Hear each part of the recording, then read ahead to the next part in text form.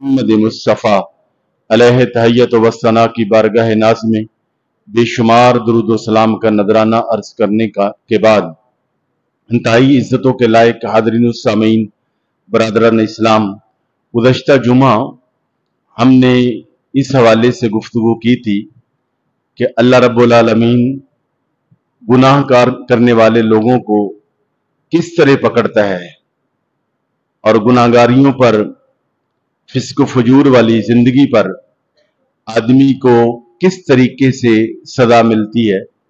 तो खुलासतन ये अर्ज कर दूं कि जब भी कोई बंदा गुनाह करता है तो बाज़ औक़ात उसको फौरन उसके गुनाह की सजा मिल जाती है। नकीद वाला मामला, नकदो नकद, इधर गुनाह किया और इधर वो अल्लाह की पकड़ में आ गया। और दूसरी सूरत ये होती है कि अल्लाह रब्बुल आलमीन बाद गुनाहगारों को ढील देता है, उन्हें मोहलत देता है और उन्हें एक बड़ी सजा के लिए क्वालिफाई करने का मौका देता है और फिर वहां जाकर अल्लाह ताला उसको पकड़ता है। मसलन गुनाह किए होते हैं जवानी में और पकड़ जाके होती है बुढ़ापे में कि बीवी रूठ जाती है और नाफरमान हो जाती है और औलाद भी बीवी के साथ चली जाती है, हर आदमी तन्हा रह जाता है। बहुत बड़ी सजा है। और तीसरी सूरत यह है कि गुनाहों की सजा पर अल्लाह ताला खुफिया तदबीर फरमाता है। खुफिया तदबीर यह है कि आदमी गुनाह भी करता जाता है और उसकी नेमतों में और इजाफा होता जाता है और वो ये समझ रहा होता है कि मेरी तो नेमतों में बड़ी फरावानी है, सहूलियात हैं, मुझे तो कुछ भी नहीं होता। तो मैंने अर्ज किया था कि उलमा कहते हैं कि ऐसा बंदा ज्यादा खतरे में है, ज्यादा इसके लिए हलाकत है कि ये गुनाहों वाली जिंदगी में भी पड़ा हुआ है और फिर इसकी नेमतों में भी इजाफा है, तो ये तो धोखे में है।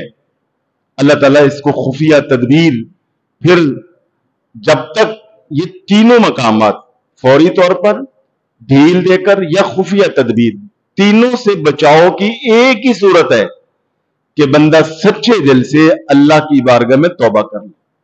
दुनिया में कोई ऐसा बड़े से बड़ा गुनाह नहीं है कि जिस पर आदमी अल्लाह से माफी मांगे और अल्लाह पाक तौबा कबूल ना करे। सबसे बड़ा जो गुनाह है वो है शिरक। तो शिरक पर भी अगर कोई बंदा सच्चे दिल से ताइब हो जाए, तौबा करे, तो अल्लाह ताला उस बंदे की भी तौबा कबूल फरमा के उसको माफ कर देता है। आज की गुफ्तगू में यह अर्ज करना है कि भाई इन गुनाहों की पादाश में जो हमें पकड़ होती है और कैसे पता चले कि ये जो मसाइल और मुश्किलात हमें आती हैं ये गुनाहों की पकड़ और गुनाहों की सजा है या ये आजमाइश है। और अक्सर लोग यही समझते हैं कि भाई हम तो किसी आजमाइश में हैं। तो मैं ये अर्ज करूंगा कि कुरान और सुन्नत में इस बात की निशानदही की गई है, बताया गया है कि कौन सी मुश्किलात और कौन सी परेशानियां, अगर यूं कहा जाए कि दो तरह की मुश्किलात हैं जिंदगी में, हमें जिनसे वास्ता पड़ता है, दो तरह की मुश्किलात और परेशानियां और मुसीबतें हैं। एक वो जो गुनाहों की पादाश में होती है और वो है अजाब इलाही, और एक वो मुश्किलात और परेशानियां हमें इसलिए भी आती हैं कि अल्लाह ताला अपने नेक बंदों के दर्जात में इजाफा फरमाना चाहता है, उन्हें मकामात से नवाजना चाहता है, इसलिए उन्हें आजमाइश और मुश्किलात आती हैं जिस पर वो सब्र करते हैं और शुक्र करते हैं, अपने अल्लाह को याद करते हैं। अल्लाह रब्बुल आलमीन इसके बदले में उनके दर्जात में बुलंदियां अता फरमा देता है। मगर पता कैसे चले कि ये अजाब है या ये आजमाइश है? तो ये बात पेश नजर रहनी चाहिए कि वो परेशानियां और वो मुश्किलात कि जब हमें आए तो फौरन बंदा अल्लाह की तरफ रुजू करे, बल्कि रुजू में और इजाफा कर दे कि पहले अगर सिर्फ नमाजें पढ़ रहा था तो अब ये तहज्जुद भी शुरू कर दे, इशराक के नवाफिल भी शुरू कर दे और साथ अल्लाह ताला से दुआएं करे, मुनाजात करे कि ऐ अल्लाह मैं कमजोर हूं, मैं फकीर हूं, मैं आजिज हूं, गुनाहगार हूं, ऐ अल्लाह ये जो मुश्किल आई है میں یہ تسلیم کرتا ہوں کہ یہ میرے گناہوں کی وجہ سے ہے، میں معافی مانگتا ہوں تو مجھے معاف کر دے۔ یعنی جب مسائل مشکلات آئیں اور وہ مسائل مشکلات بعض اوقات مسائل اور مشکلات کی رسیوں میں جکڑ کر ہمارا اللہ ہمیں اپنی قربتوں سے نوازنا چاہتا ہے، اپنا قرب عطا کرنا چاہتا ہے، اور وہ قرب کب ہوگا؟ جب ہم رجوع اللہ کریں گے، توبہ استغفار کریں گے، ذکر و فکر میں آ جائیں گے۔ تو گناہ ہو جائے یا پریشانی آ جائے، مشکل آ جائے، تو آدمی کے رجوع اللہ میں اضافہ ہو جائے، ذکر و فکر میں اضافہ ہو جائے، صبر و شکر میں اضافہ ہو جائے، تو اس کا مطلب یہ ہے کہ اس بندے کو یعنی اس پہ عذاب نہیں ہے بلکہ آزمائش ہے۔ یعنی اس کا قیام اور اس کے سجدے طویل ہو جائیں تو یہ آزمائش ہے۔ اور اگر خدا نہ خواستہ اس کو کوئی بیماری آ گئی، مشکل آ گئی، پریشانی آ گئی، اس نے کفران نعمت شروع کر دیا، اللہ کے شکوے شروع کر دیے، پہلے کو تھوڑی بہت نماز پڑھتا تھا وہ چھوڑ دی، کہا جائے بھائی آج حضرت کیا بتائیں، ہنگامی حالات ہیں، یہ مشکل ہے، وہ پریشانی ہے، فلاں ہے، یعنی اور زیادہ اللہ سے دور ہو جائے، اور زیادہ اس کا مصلی سے، قیام سے، نماز سے، سجدے سے تعلق کٹ جائے، دور ہو جائے، اور ناشکری پہ آ جائے، اللہ تعالیٰ سے مناجات سے دور ہو جائے، تھوڑا بہت صدقہ و خیرات کرتا تھا وہ بھی چھوڑ دے، تو اس کا مطلب کیا ہے کہ یہ بندہ اللہ کی پکڑ میں ہے۔ اللہ تعالیٰ نے اس سے سجدوں کی، قیام کی، نہ صرف کہ وہ اس کے معمولات چھین لیے، اللہ نے اس کی لذت کو چھین لیا ہے، تو یہ بندہ اللہ کی پکڑ میں ہے اور یہ عذاب الہی میں ہے۔ اچھا، یہ جو آزمائش ہے یہ بعض اوقات گناہوں پہ بھی آتی ہیں، اور بعض اوقات یہ نیک لوگوں کو ان کے تقوی و طہارت کی وجہ سے بھی آتی ہے کہ اللہ تعالیٰ اس کی وجہ سے ان کے درجات میں اضافہ کرتا ہے۔ چنانچہ حضور نبی اکرم صلی اللہ علیہ وسلم سے عرض کیا گیا، ایک صحابی نے عرض کیا، یا رسول اللہ صلی اللہ علیہ وسلم، اللہ تعالیٰ کی ساری مخلوقات اور انسانوں میں سے سب سے زیادہ آزمائش، بلکہ یوں آپ سمجھے مفہوم یہ ہے کہ یا رسول اللہ، کیا نبیوں پر، اللہ کے مقربین پر، اللہ کے نیک بندوں پر بھی آزمائشیں آتی ہیں؟ تو حضور نے فرمایا کہ سب سے زیادہ اللہ کے مقرب اللہ کے انبیاء ہیں۔ تو فرمایا سب سے زیادہ انبیاء کرام پر مسائل اور مشکلات آئیں، اور فرمایا کہ سنو، جتنی مصیبتیں، مسائل، مشکلات، آزمائشیں سب پیغمبروں کو مل کر آئی ہیں، فرمایا وہ میں محمد کو اکیلے ان کا سامنا کرنا پڑا۔ تو بعض اوقات آزمائشیں جو ہے وہ ہمارے گناہوں کی وجہ سے آ رہی ہوتی ہیں، اور بعض اوقات آزمائش جو وہ حق کے راستے پر چلنے پر بھی آتی ہے۔ مثلا آج کے دور میں آپ حق بات کر کے تو دیکھیں، ایک جملہ لکھ کر تو دیکھیں، ہاں جی حق بات کریں، شام کو، آپ شام کو نہیں بلکہ ممکن ہے گھنٹے بعد ہی غائب ہو جائیں، ہاں جی کوئی کمنٹ لکھ کے تو دیکھیں، آپ حق بات کر کے تو دیکھ گئے۔ اب اسی طرح مثلا نوجوان ہے، وہ اس نے داڑھی شریف نہیں رکھی تھی، نمازوں سے دور تھا، چوکوں اور چوراہوں پہ کھڑے ہو کر بد نگاہی بھی کرتا تھا اور ٹائم بھی ضائع کرتا تھا۔ اللہ رب العالمین نے اس پہ کرم کیا، نمازوں کی توفیق دے دی، اس کے چہرے پر سنت رسول کا سبزہ آ گیا، سر پہ ٹوپی آ گئی، اس کی زبان میں مٹھاس آ گئی، اس کی آنکھوں میں شرم و حیا آ گئی، وقت ضائع کرنا چھوڑ دیا۔ تو آپ نے دیکھا ہوگا ایک نہیں متعدد لوگ کہتے ہیں این منڈے نو کی ہو گیا، این کچھ ہو گیا، حالانکہ پہلے کچھ ہوا تھا۔ اور اس سنت رسول پر، اس ذکر و فکر کی زندگی پر، اس تقوی و طہارت کے راستے پر، ہدایت کے راستے پر بعض اوقات اس قدر اس کو تان و تشنیع کا سامنا کرنا پڑتا ہے کہ یہ دل گرفتہ ہو جاتا ہے، کوئی اس کو کچھ کہتا ہے، کوئی کچھ کہتا ہے، یہ بھی ایک آزمائش ہے۔ بلکہ بعض لوگ تو صرف اس لیے آج کے دور میں یعنی بعض نوجوانوں سے یعنی رشتوں کی ہاں کی ہوئی وہ پیچھے ہٹ جاتے ہیں، جناب اس نے تو داڑھی رکھ لی ہے، یہ تو نیک ہو گیا ہے، حالانکہ تو رشتہ ہونا ہی اس لیے چاہیے، رشتہ تو ہونا ہی اس لیے چاہیے، اور بے شمار مشکلات کا سامنا کرنا پڑتا ہے۔ تو آزمائش اور عذاب میں بنیادی فرق یہ ہے کہ اگر مصیبت آئے، پریشانی آئے، تو آدمی کے دل میں اللہ کی محبت اور اللہ کا قرب پانے کی اور زیادہ چاہت بڑھ جائے، اور ذکر و فکر، دعائیں، مناجات، توبہ، استغفار، ذکر و فکر، تو اس کا معنی یہ ہے کہ اس بندے پہ اللہ کا کرم ہو گیا، آزمائش۔ اور آزمائش نبیوں پر بھی میں نے عرض کیا، بہت بڑی فکری غلطی ہمارے معاشرے میں، اکثر لوگ یہ سمجھتے ہیں کہ گناہوں کی سزا تو آخرت میں ملنی ہے، لہذا ادھر تو کر لیں جو کر لیں۔ اور اس سلسلے میں بلکہ ایک اگلا قدم یہ بھی ہے جو لوگ اگلی غلطی کرتے ہیں، بہت سارے لوگ سمجھتے ہیں کہ گناہ کریں گے تو پھر توبہ کر لیں گے، کوئی بات نہیں، مگر کب؟ ابھی تو بڑا وقت پڑا ہوا ہے، ابھی تو بڑی زندگی پڑی ہوئی ہے، ابھی تو بڑھاپے میں جا کے، اور یہی سن رکھا ہے جی آخری سانس کے وقت بھی توبہ کر لیں تو اللہ قبول کر لیتا ہے، اس میں کوئی شک نہیں، یہ تو پکی بات ہے۔ مگر اس بات کا یقین کیسے ہو گیا آپ کو کہ آپ اگلا سانس لے لیں گے؟ اس بات کا آپ کو کس نے گارنٹی دے دی ہے کہ آپ لازمی بڑھاپے کی عمر کو پہنچیں گے؟ یہ آپ کو کس نے یقین دلایا ہے؟ یہ یقین نہیں ہے، یہ تلبیس ابلیس ہے، یہ شیطان کا بہکاوا ہے، شیطان اور نفس کا دھوکہ ہے۔ آپ زندگی میں دیکھتے نہیں ہیں بے شمار ایسے لوگ بالکل وہ صحت مند ہوتے ہیں، تندرست و توانا ہوتے ہیں، اور این بڑی نو عمری کی زندگی میں اچانک ہارٹ اٹیک ہوتا ہے، ایک سانس نہیں وہ لے سکتے، اچانک ایکسیڈنٹ ہوتا ہے، ایک لفظ نہ بول سکتے ہیں، نہ سن سکتے ہیں، کومے میں چلے جاتے ہیں، اور اسی میں اللہ کو پیارے ہو جاتے ہیں۔ تو موقع ہی نہیں ملتا توبہ کا، موقع ہی نہیں ملتا اللہ کی طرف رجوع کرنے کا۔ لہذا ہر وقت، اور یہاں میں نوجوانوں کے لیے یہ بھی آپ کو گزارش کروں گا کہ بھئی آپ کو بڑے چھوٹے سارے، ہم نوجوانوں کی یہ ذہن سازی کرتے ہیں کر لو جو کرنا ہے زندگی میں، یعنی ٹین ایجر بچوں کو، نو عمر بچوں کو ہم یہ کہتے ہیں، بچوں کو، بچیوں، بھئی ابھی کچھ کر لو، محنت کر لو، کچھ بن جاؤ گے، پھر وقت گزر جائے گا، پھر کیا کرو گے؟ کیا مطلب کہ ڈاکٹر بننا ہے تو 9 عمری میں بن جاؤ، انجینئر بننا ہے تو 9 عمری میں بن جاؤ، ہاں جی آپ نے پولیٹیشین بننا ہے، آپ نے سائنسدان بننا ہے، آپ نے اچھا تاجر بننا ہے، تو بھائی 20-25 سال کی عمر سے پہلے جو بننا ہے بن سکتے ہو بن جاؤ۔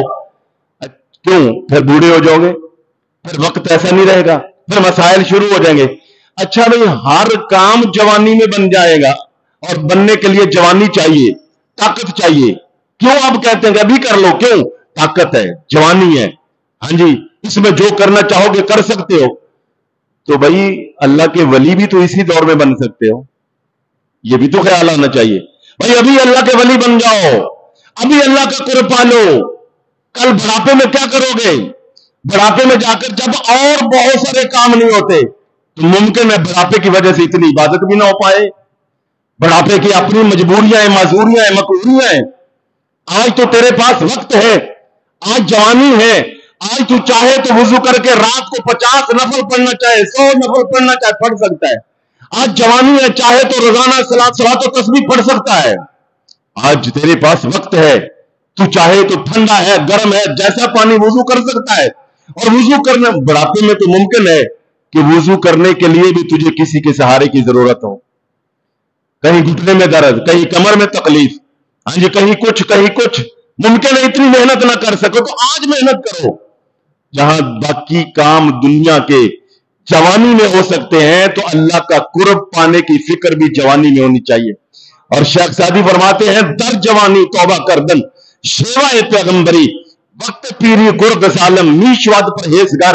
جوانی میں توبہ کرنا یہ پیغمبروں کا طریقہ ہے، یہ پیغمبروں کا شیوہ ہے۔ بڑھاپے میں تو ظالم بھیڑیا بھی بڑا نیک ہو جاتا ہے۔ بھئی اب جب گھٹنوں میں پانی نہیں رہا، دم ہی نہیں رہا، بھاگ ہی نہیں سکتا، تو اب کہے میں بڑا نیک پاک ہو گیا ہوں۔ نیک پاک تو اس وقت ہونا تھا کہ جب تو دیواریں پھلانگ سکتا تھا، جب تیرے پاس شباب کی بجلیاں تھی، جوانی تھی، مگر تو نے اپنی جوانی کی حفاظت محض خوف خدا کی وجہ سے اپنے اللہ کو راضی کے لیے کرنے کے لیے کی تھی، اس وقت درجات بڑھنے تھے۔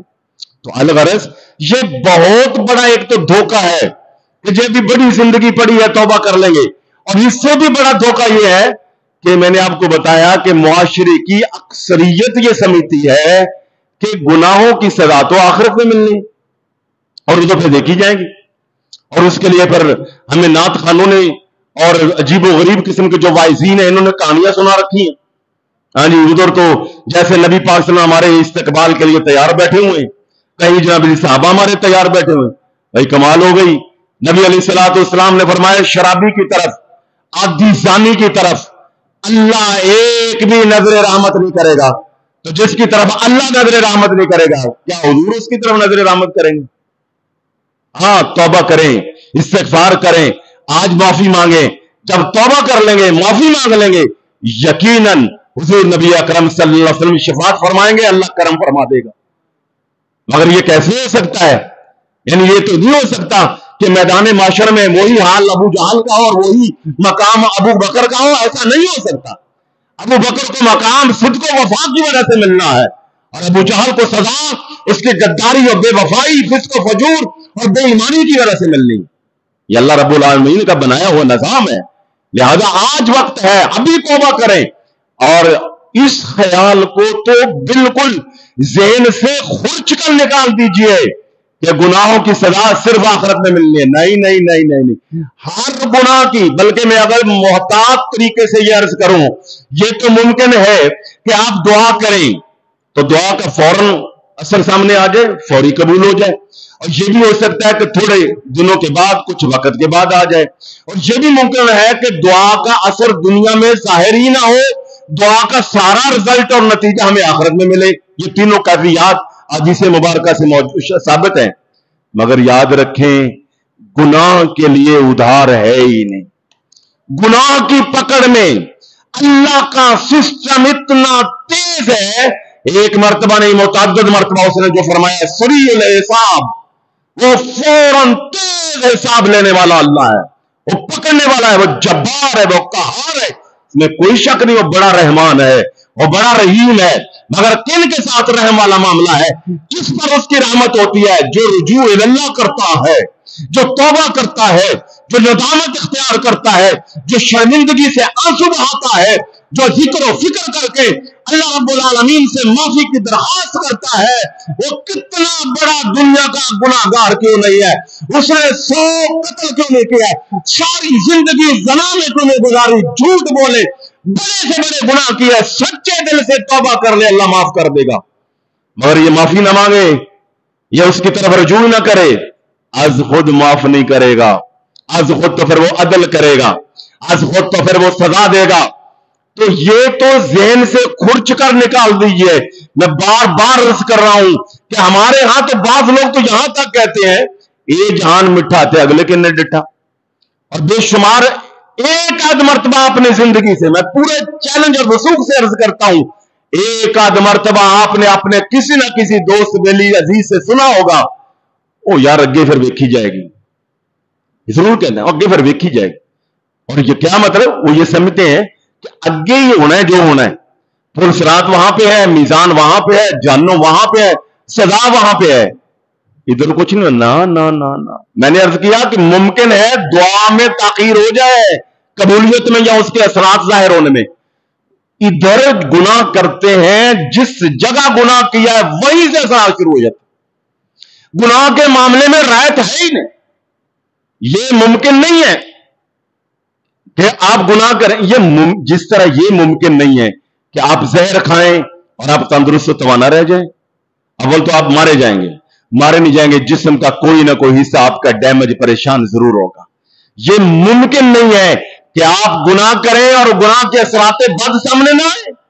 اور کچھ بھی نہیں ہے، بلکہ فوری طور پر دنیا کا بڑے سے بڑا گناہگار وہ حلف اٹھا کے یہ کہہ دے، میں مانتا نہیں ہوں کہ وہ یہ کہہ سکے کہ میں نے گناہ کیا اور میرا دل پریشان نہیں ہوا. سب سے بڑی سزا کیا ہے؟ کہ آدمی ذہنی، قلبی، فکری طور پر منتشر ہو جائے. ذہنی، قلبی، فکری طور پر آدمی اداسی اور پریشانی کا شکار ہو جائے. جیسے ہی آپ گناہ کریں گے، پہلا کام فوراً یہ ہوگا، آپ کا دل اچاٹ ہو جائے گا، پریشانیاں آپ کو شروع ہو جائیں گی. تب سنیے قرآن پاک کیا کہتا ہے. قرآن عظیم الشان، اللہ جل شانہ فرمایا وَلَنُذِيقَنَّهُمْ، یہ جو ہے نون سکیلا کا ہے. یہ قرآن پاک میں وہاں آتا ہے کہ جہاں بات تاکیدن کرنی ہو. تاکیدن مثلا یعنی بھئی یہ کام تو ضرور ضرور ایسے ہے. تاکید پر تاکید، تاکید عقید کے لیے یہ نون سکیلا کا لایا جاتا ہے. اللہ پاک نے فرمایا سورہ سجدہ میں وَلَنُذِيقَنَّهُم مِّنَ الْعَذَابِ الْأَدْنَىٰ دُونَ الْعَذَابِ الْأَكْبَرِ لَعَلَّهُمْ يَرْجِعُونَ، فرمایا کہ بڑا عذاب، اکبر عذاب تو ہم آخرت میں دیں گے، بڑا عذاب آخرت میں دیں گے، مگر فرمایا چھوٹا عذاب ہم یہاں دنیا میں ضرور دیں گے۔ وَلَنُذِيقَنَّهُم، ہم ضرور بر ضرور چکھائیں گے، من العذاب الادنی، ان کو چھوٹا عذاب، دون العذاب الاکبر، اس بڑے عذاب سے پہلے۔ وہ بڑا عذاب کون سا ہے؟ آخرت کا۔ اس بڑے آخرت کے عذاب سے پہلے دنیا میں انہیں چھوٹا عذاب ضرور چکھائیں گے، لعلہم یرجعون، اس لیے تاکہ یہ باز آ جائیں، تاکہ یہ لوٹ آئیں۔ اور اس چھوٹے کو میرے اور اپنے والا چھوٹا نہ سمجھنا، یہ جو چھوٹا عذاب ہے نا، یہ میرا اور آپ کا چھوٹا نہیں ہے۔ اس کو آپ ذرا اس طرح سمجھیے، اللہ جل شانہ نے اس پوری دنیا کو، دنیا کائنات کو، سماوات اور اس زمین کو، اس کی خشکی کو، اس کی تری کو، دنیا اور دنیا کی تمام نعمتوں کو، اس کے تمام DHA، اس کے ماروز، اس کے باغات، اس کی نہریں، دریا، اس کے ہیرے جواہرات، اس کے بینک بیلنس، اس کے پلازے، یہ سارا کچھ جو دنیا میں ہے، اس کو قرآن نے کہا متاع الدنیا، یہ دنیا کی متاع ہے، یہ دنیا کا مال ہے، جس کو ہم بہت سمجھتے ہیں، بہت بڑا۔ اللہ نے اس کو کیا کہا؟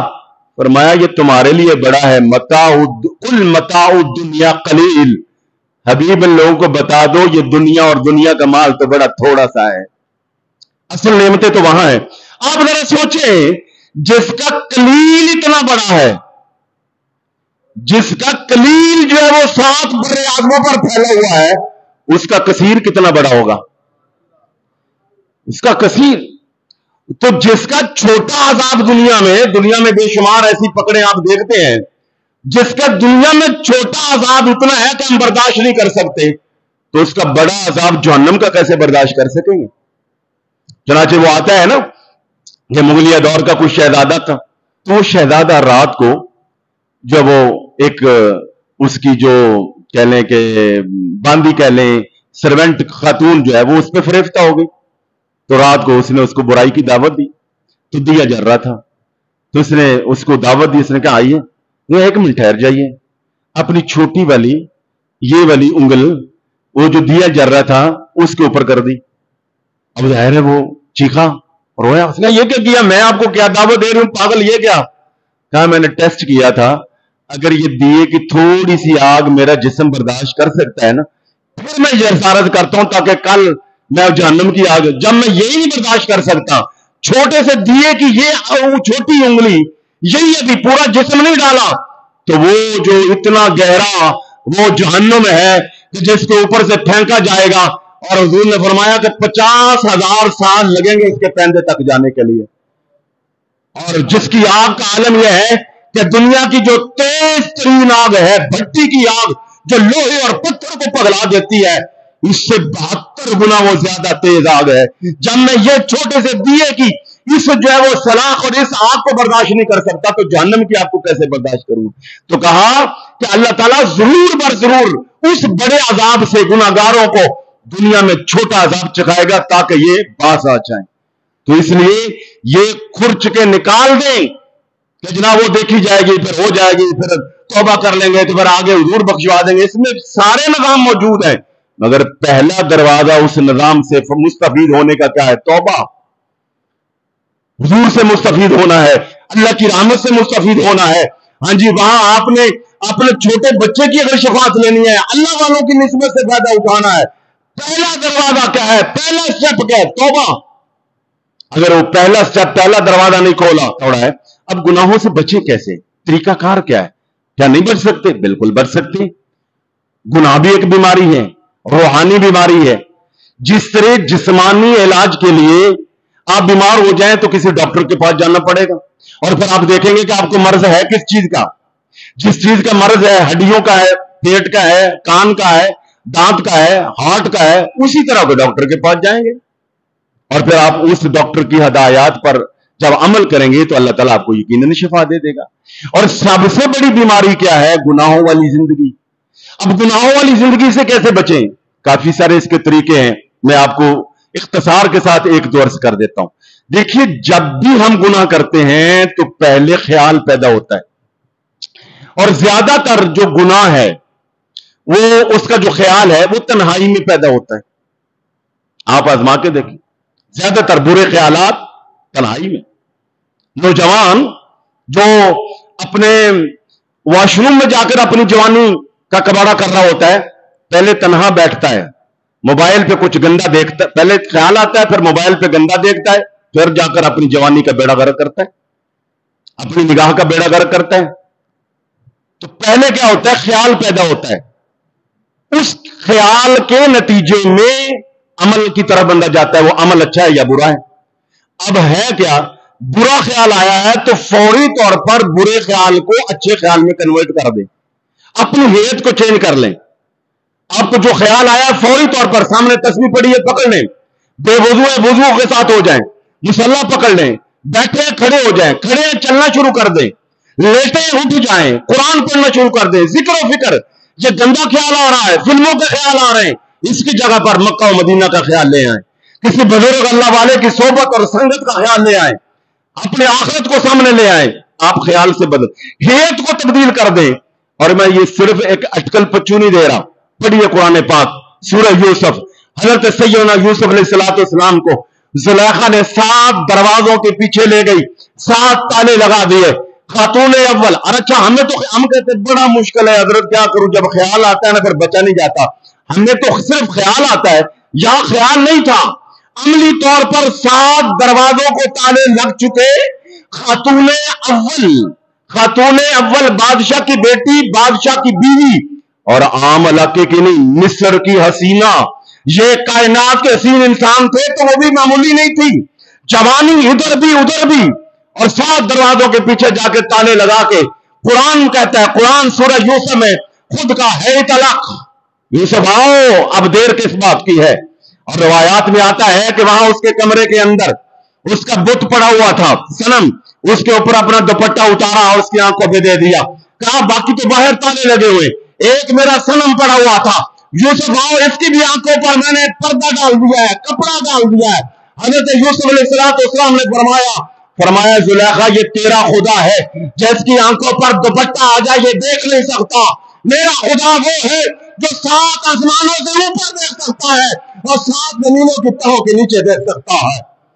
آپ نے کیا کیا تھا؟ لفظ بولا معاذ اللہ، اپنی کیفیت کو تبدیل کیا، ذہنی قلبی کیفیت کو تبدیل کیا، یہ لفظ کہہ کر معاذ اللہ، میں اللہ کی پناہ میں آتا ہوں، صرف یہی نہیں کہا، وہاں دوڑ لگا دی، کیفیت چینج کر دی، پتہ چلا گناہ سے بچ گئے، اللہ نے بچا لیا۔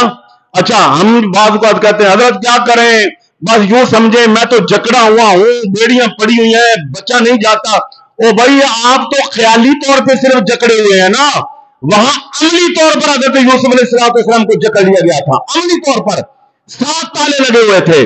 آپ صرف کیفیت تو چینج کریں، آپ اپنے خیال میں صرف پاکیزگی تو لائیں، آپ صرف اللہ کی طرف رجوع تو کریں، آگے دل کو کیسے پاک کرنا ہے، گناہ سے کیسے بچانا ہے، یہ تیرا کام نہیں ہے، وہ تیرے رب کا کام ہے۔